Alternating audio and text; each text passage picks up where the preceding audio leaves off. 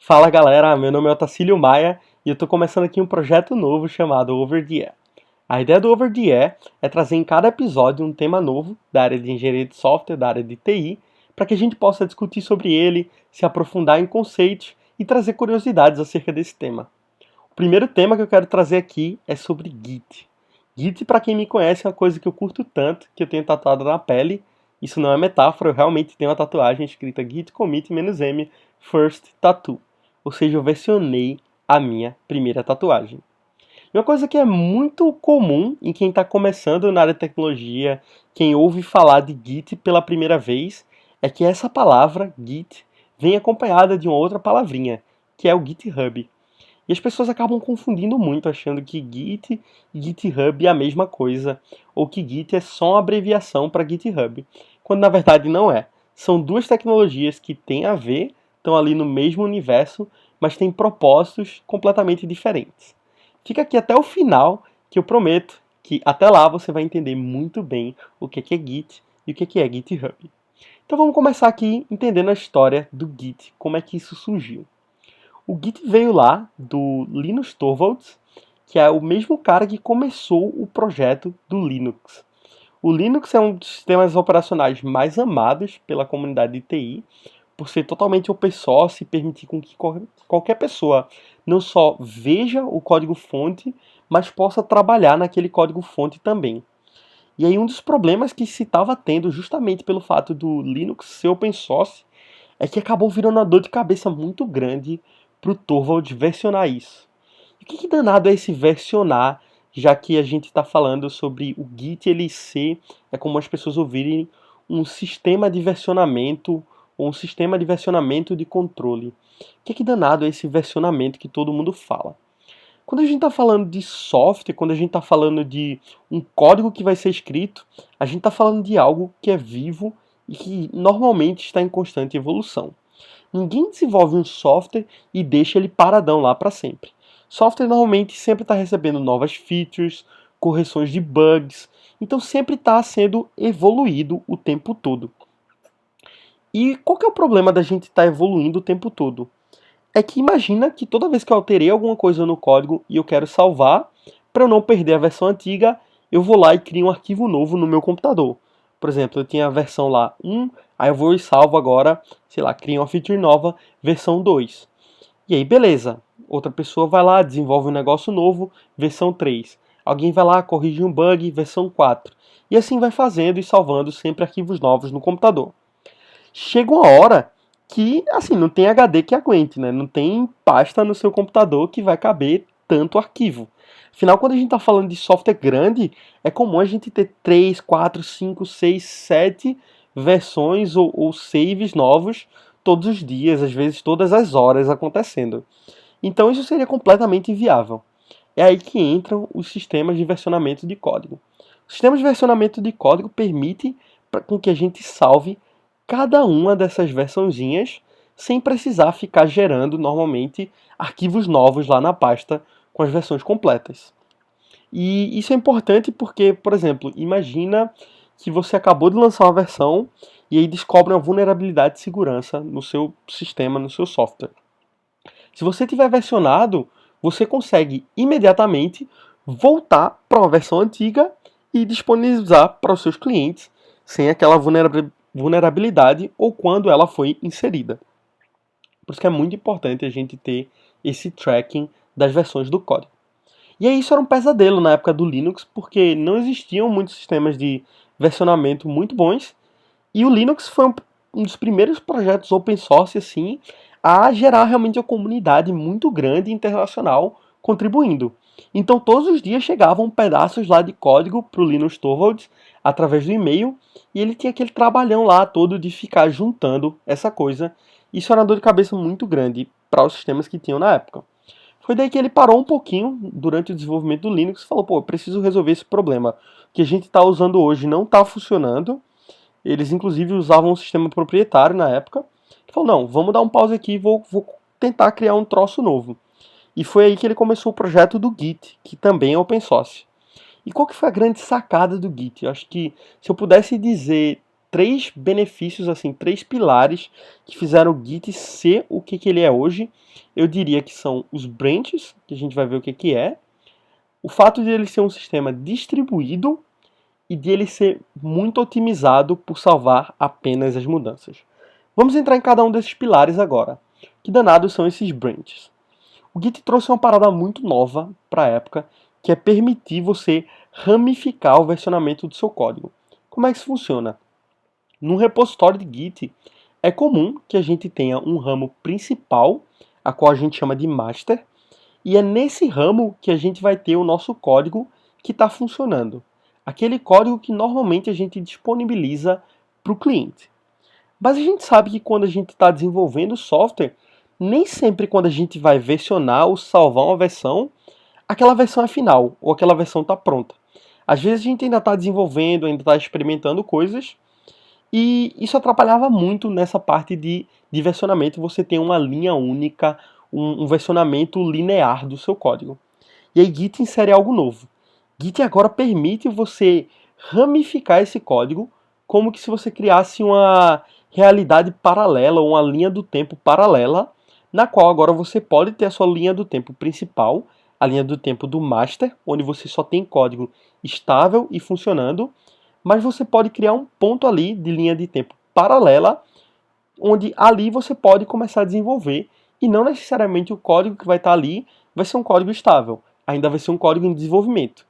E o que é massa nisso? É que quando você está trabalhando nessa linha do tempo paralela, ela não tem interferência na linha do tempo principal. Ou seja, se eu acabo nessa minha linha do tempo paralela que eu criei, salvando um código que ainda não está pronto, esse código não interfere lá na minha linha master. E Git permite você criar quantas linhas paralelas ou quantos ramos, branches, que é o nome que se dá em Git, você quiser. Então é muito comum no projeto a gente ter lá o ramo master, que é o ramo principal, onde vai ter o código estável. Embaixo do ramo master é muito comum a gente ter um ramo chamado develop, e aí nesse ramo a gente usa muito para integração, para estar testando o que está sendo desenvolvido, e é muito comum ainda você ter ramos abaixo do ramo develop, onde cada pessoa vai desenvolver ali uma feature específica dentro do projeto. Isso permite com que cada pedaço desse desenvolvimento seja completamente desacoplado durante o desenvolvimento, mas quando você queira juntar, existe um conceito de merge, ou de junção desse código, que permite que você vá juntando tudo e no final, quando a coisa está estável, você mande para a linha do tempo principal, que é a linha do tempo master. E isso assim foi revolucionário quando o Git trouxe esse conceito, porque permitiu com que as pessoas conseguissem trabalhar sem impactar diretamente o código umas das outras e sem impactar aquele código principal lá da linha master. Segunda coisa que é muito importante do Git é que ele é um sistema distribuído. Esse foi um dos pilares que o Torvalds manteve em mente quando estava desenvolvendo. Ele já utilizava um sistema de versionamento distribuído e ele gostava muito dessa característica e ele quis trazer isso para o Git também. O que é ser um sistema distribuído? Ser um sistema distribuído, assim como acho que sistemas distribuídos acabaram ganhando muita popularidade quando chegou essa onda do Bitcoin, do blockchain em geral. O que é a grande sacada do blockchain, né?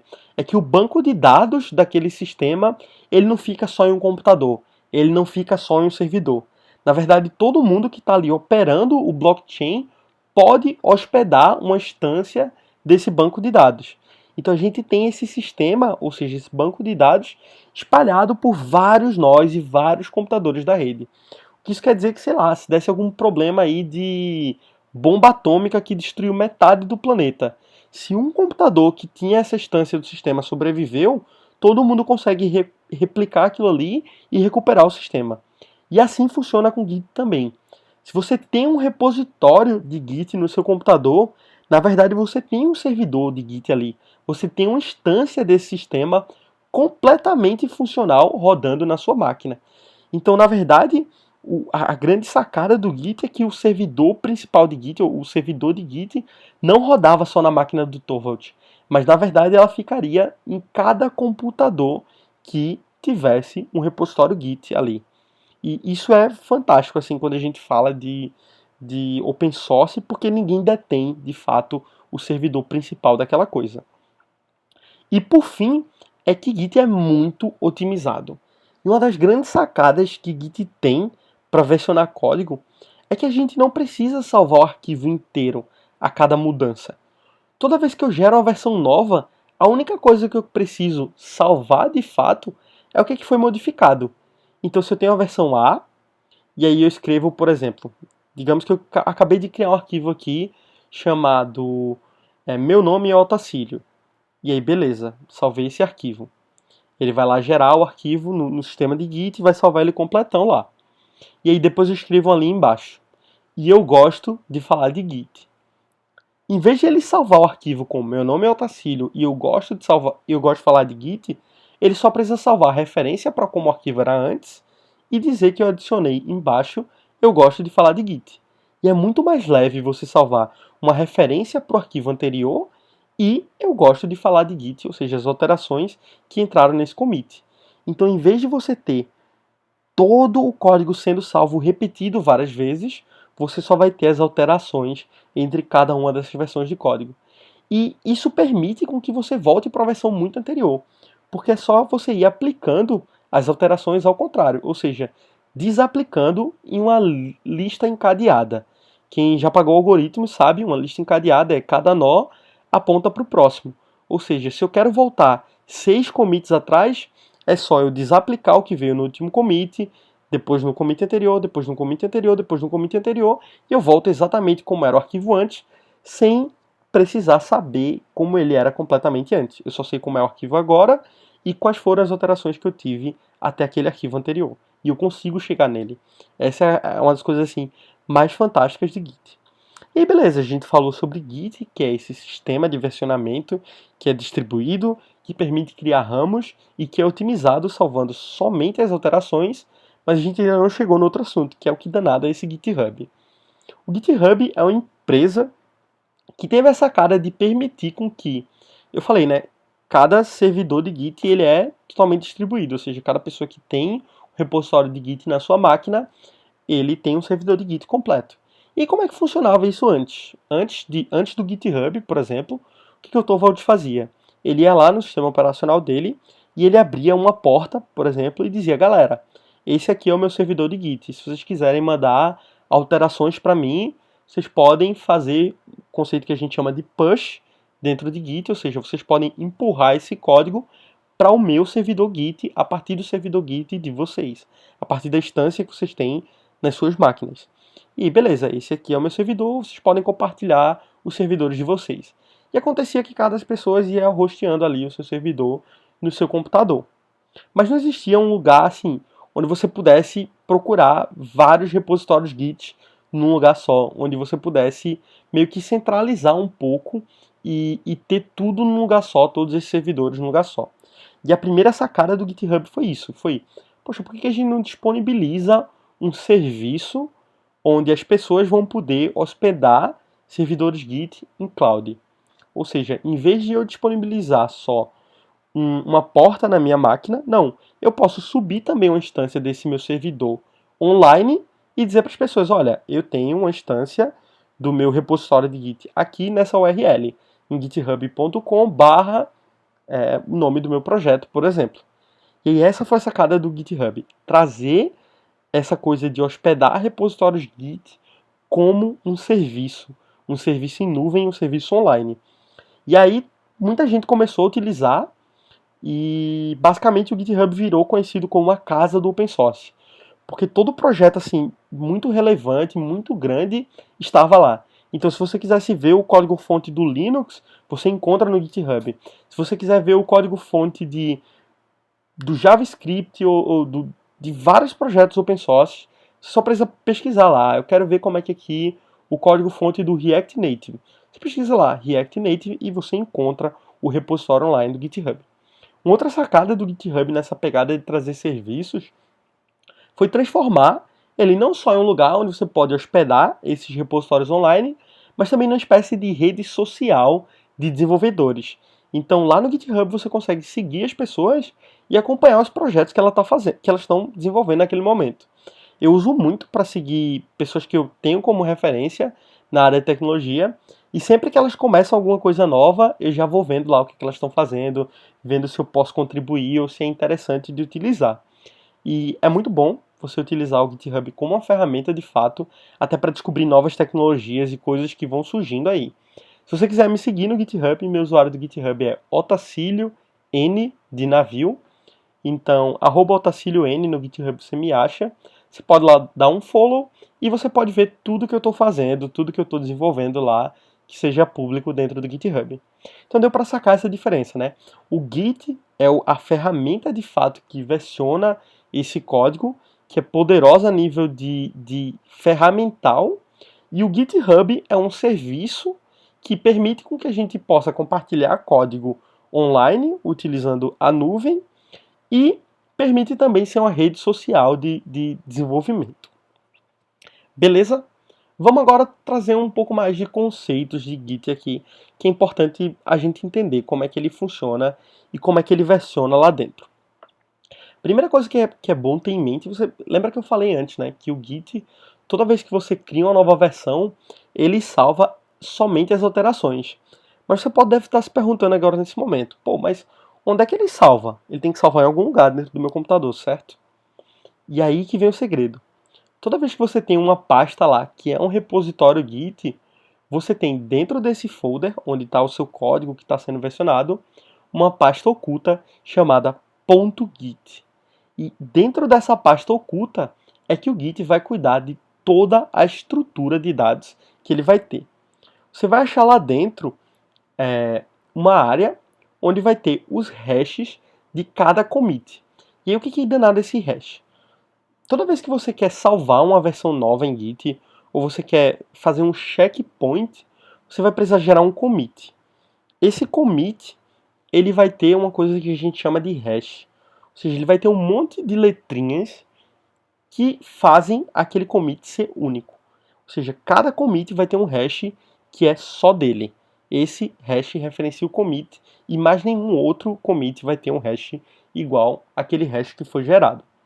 E aí o grande segredo do Git é, ele vai pegando os pedaços de hash que são comuns e vai gerando pastas. Por exemplo, vamos simplificar aqui. Imagina que eu tenho um hash que é A, B, C, D, E, para um commit específico. Então eu vou ter uma pasta lá, A, que vai ter todos os commits que começam com o hash A.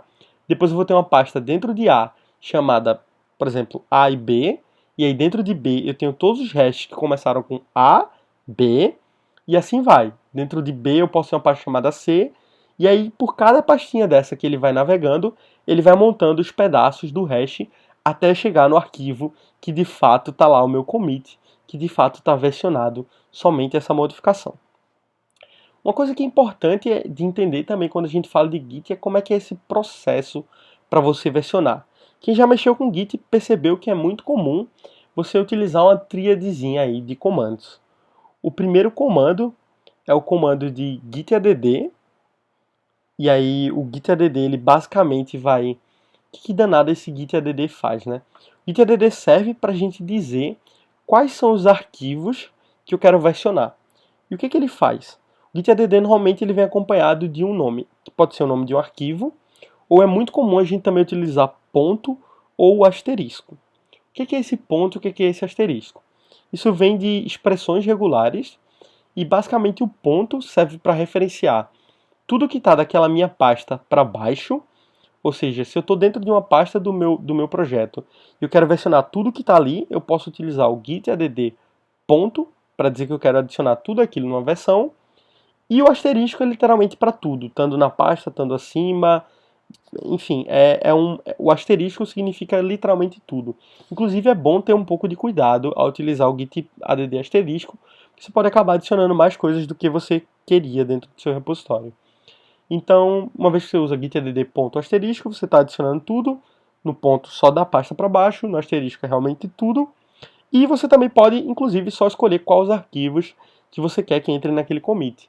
Imagina que você tem, por exemplo, em JavaScript um arquivo chamado main.js, um outro arquivo chamado class1.js e outro arquivo class2.js. E você só quer versionar o main e o class1, mas o class2 você não quer adicionar ainda, porque você está fazendo testes, ou enfim, não é o momento de você versionar aquilo. Você pode fazer um git add main.js espaço class2.js. E aí, ok, somente esses dois arquivos vão ser versionados. E o que o Git faz para poder entender o que está sendo versionado? Ele vai pegar esses arquivos que você utilizou no comando git add e ele vai trazer do seu repositório, ali do seu diretório de fato, na verdade, da sua pasta do seu computador, ele vai gerar uma cópia daquelas modificações para uma zona que a gente chama de staging. A zona de staging é uma zona meio temporária ali de arquivos, onde os arquivos que estão lá dentro eles estão esperando para ser versionados. Então, ok, os arquivos que estão na zona de staging estão esperando para ser versionados. Eles ainda não estão versionados, ou seja, não foi gerado um commit, não foi gerado um hash lá na estrutura de dados do Git que vai armazenar aqueles arquivos. Eles só estão lá esperando, dizendo, opa, a partir de agora, se for gerado um commit, esses arquivos aqui da zona de staging são os arquivos que vão entrar nesse commit. E aí, depois que você seleciona quais são os arquivos que você quer mandar para a zona de staging, você vai utilizar agora o comando que de fato versiona, que é o comando de commit. Todo commit, ele preferencialmente precisa ter uma mensagem. Essa mensagem é o que vai guiar você, enquanto desenvolvedor, enquanto pessoa desenvolvedora de software, a entender o que é que você está adicionando ali, o que é que você está mexendo. E é muito importante você ter mensagens de commits que sejam diretas, objetivas e claras sobre aquilo que você está inserindo. Porque quando você precisar voltar no código para entender o que você fez, é por essas mensagens que você vai se guiar. Tem gente que tem uma meio má prática de acabar fazendo mensagem muito genérica. Eu confesso que às vezes quando eu estou assim, muito no automático, acontece comigo, tipo, sei lá, add new feature, ou adicionei uma feature nova. Mas assim, que feature nova é essa? O que foi que você fez ali, essencialmente? E aí, uma boa dica para quando você faz commits é você utilizar uma linha que seja muito clara. Assim, por exemplo, adicionei a feature de deletar o usuário. E aí, embaixo, você descreva um pouco melhor. Para deletar o usuário, eu coloquei primeiro um delete no banco, depois eu faço uma requisição para o servidor avisando que eu deletei o usuário. Se o servidor retornar ok, beleza. Se o servidor retornar erro, eu recrio o usuário, por exemplo, no banco. Enfim, ter esse tipo de comentário do que você fez dentro daquele commit. E aí, existem dois jeitos de você fazer um commit. Você pode utilizar o comando de git commit, e aí ele vai abrir simplesmente no terminal um editor de texto, normalmente o VI, ou editor de texto que você tenha padronizado no seu sistema operacional. E lá nesse editor de texto você pode escrever toda a sua mensagem de commit. Ou você pode também fazer o que a gente chama de comentário inline, onde você vai fazer git commit, e aí você vai colocar "-m", que é uma flag de mensagem, e depois, entre aspas, qual que é a mensagem ali do seu commit.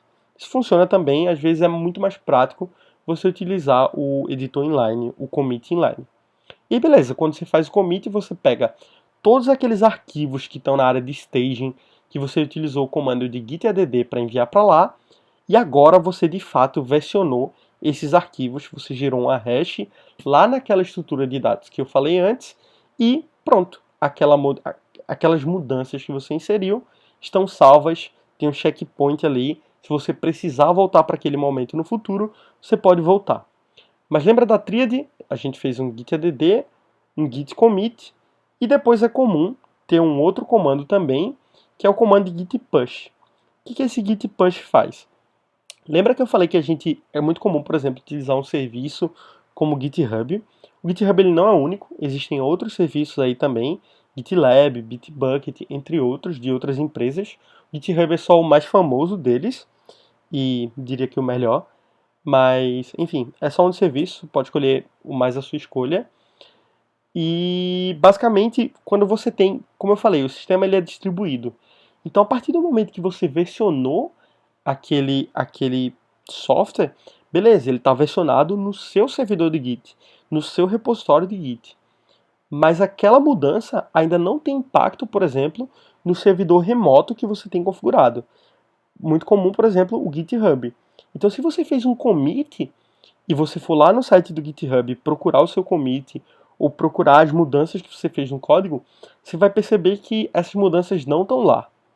Por quê? Porque você precisa explicitamente dizer. Afinal, a gente está tratando de sistemas distribuídos.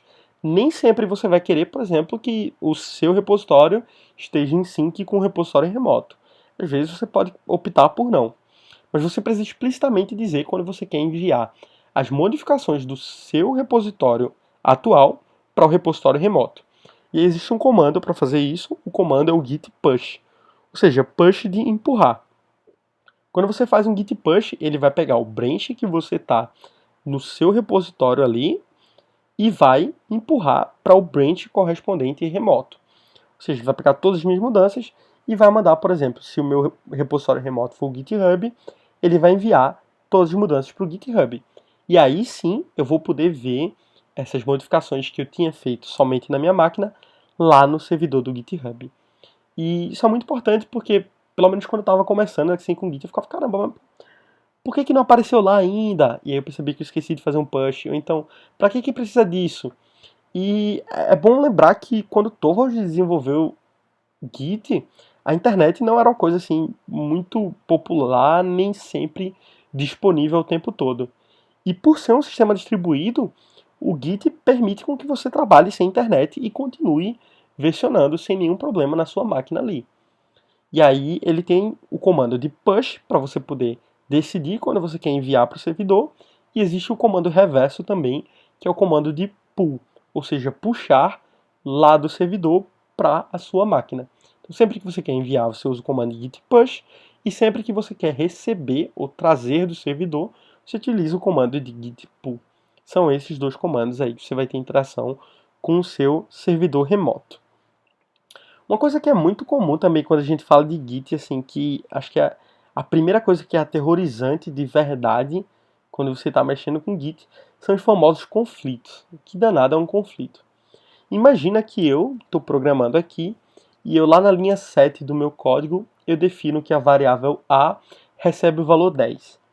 E aí ao mesmo tempo o meu colega estava trabalhando no mesmo código e no código dele ele definiu que a variável A recebe o valor de 14. O Git vai perceber que a gente mexeu na mesma linha e na mesma coisa. Não são códigos complementares. E aí o Git, na hora de tentar fazer aquele processo lá de merge que eu falei, que é juntar esses dois códigos de branches diferentes num branch só, por exemplo, ele vai olhar para aquilo e vai dizer, caramba, eu não consigo juntar, porque uma pessoa falou que A é igual a 7, outra pessoa falou que A é igual a 14. Qual que é o valor de A de verdade? Ele vai anunciar que ali tem um conflito. Isso é meio gritante assim, mas uma dica muito boa quando você vai mexer com Git é que Git muitas vezes te dá a solução no próprio terminal.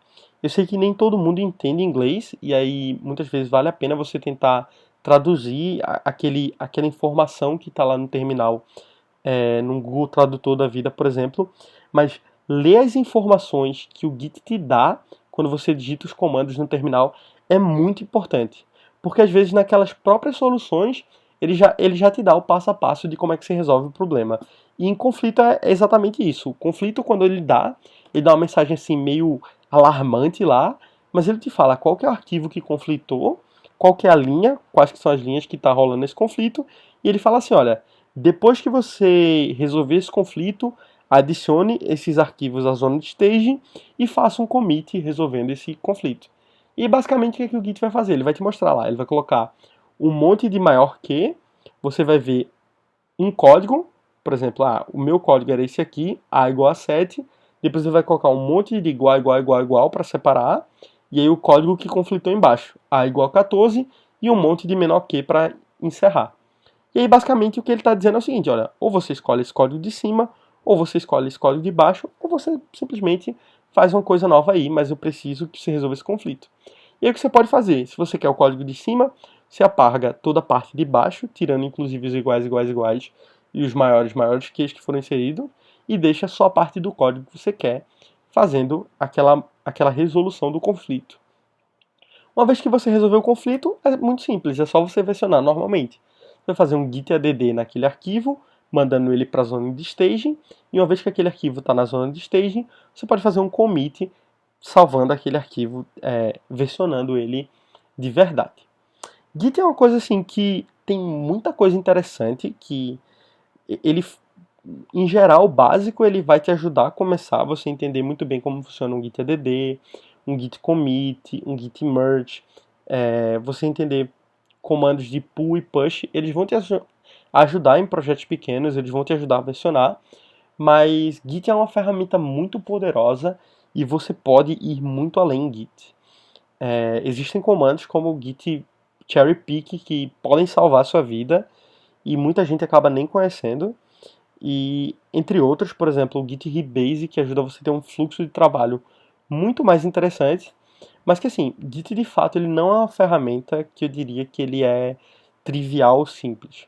Novamente, ele foi desenvolvido pelo Torvald, ele foi desenvolvido naquela época lá onde a galera do open source não estava muito preocupada assim com usabilidade, com experiência do usuário indo além, com a experiência do desenvolvedor. Então, ele acaba sendo sim difícil de se utilizar. Eu diria que não é trivial, não é trivial com certeza. Pessoas que eu mesmo trabalho com Git há um tempo, gosto da ferramenta bastante, mas às vezes me pego com dúvidas em como utiliza certos comandos, preciso revisar a documentação em alguns momentos, e não é trivial, não é trivial. Então, não se preocupe se você tem dificuldade em Git, na verdade todo mundo tem, esse é o segredo, mas você entender os conceitos e ir dominando um pouco a pouco essa ferramenta vai te ajudar muito na tua carreira e vai te ajudar muito no teu trabalho. Acho que você vai conseguir salvar códigos ali que você nem esperava que fossem salváveis e de fazer cagadas assim incrivelmente rápido, de um jeito muito rápido. E é muito bom, vale a pena você aprender sobre Git. Onde é que eu recomendo você aprender sobre Git? Fazendo aqui uma propaganda própria. Eu tenho um curso de Git e GitHub. Ele está disponível na Platzi. O site é platzi.com.br. Inclusive é uma ferramenta, uma plataforma que eu super recomendo. A galera da Platzi é apaixonada por educação. E lá todo o curso é feito com muito carinho. Então, se você quiser aprender sobre Git, lá tem um curso bem completão. A gente vai desde os conceitos mais básicos, bem devagarzinho, até chegar em coisa muito avançada lá dentro do curso. Mas eu também recomendo que você comece a ter o costume de ler um pouco documentação. Então, conforme vai surgindo dúvidas sobre um comando ou coisa do tipo, você pode pesquisar na própria documentação oficial do Git como é que funciona aquele comando, quais são os parâmetros que você pode enviar ali e criando esse costume aos poucos de ir lendo essa documentação. É isso, galera. Se vocês tiverem dúvidas, não esqueçam de entrar em contato. No YouTube você pode comentar aqui embaixo as dúvidas. Acho que no Spotify não existe esse canal de feedback, mas o meu e-mail é contato@otaciliomaia.com e você pode acessar o meu site, otaciliomaia.com. Lá tem todas as minhas redes sociais, então você pode entrar em contato, eu posso te ajudar com qualquer dúvida que ficou aí sobre esse material. Então, até a próxima, te vejo lá.